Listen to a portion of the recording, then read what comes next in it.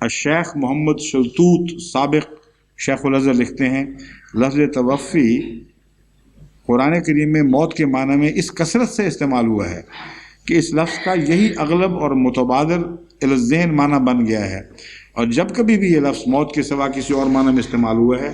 لازماً اس کے ساتھ کوئی قرینہ بھی ذکر ہوا ہے تاکہ اسے موت کے سوا کوئی اور معنی دیے جا سکیں۔ یعنی توفی کا معنی قرآن کریم کے استعمال سے سوائے موت کے ذہن میں آتا ہی نہیں،